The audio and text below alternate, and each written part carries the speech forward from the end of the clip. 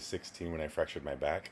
And so what I did was I went to the library and got books on anatomy and really studied the anatomy and looked at the systems of yoga to figure out what was it the things they were doing that was really helping me and what were the things that would make it worse. And so now I'm 47 years old. It's past 30 years past the day that I fractured my spine. At that time, the medical doctors used to tell me if I didn't get surgery year by year, decade after decade, I would simply be in more and more pain. And now I know, since I've treated over 20,000 people for back pain over the years as a yoga teacher, a body worker, and now a doctor of chiropractic, that I've seen many people when they fuse their spine, we see a situation where when there is no movement in one section, then the vertebra above and below have to move extra.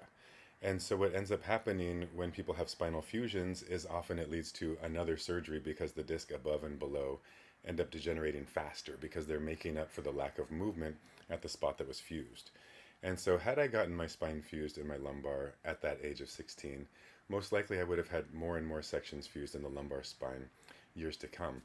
But I got better holistically simply by exercising very rigorously every day.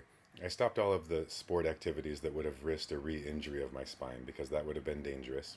I focused just on, I used to love playing the drum set at that age. I played in a few bands and I just focused on playing music at that time and stopped doing all of the martial arts tournaments and surfing, BMX biking and motocross, things that would risk my spine getting re-injured again.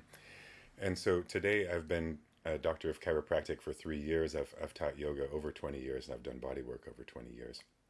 In all of my career, I've helped people to come back from spinal pain holistically.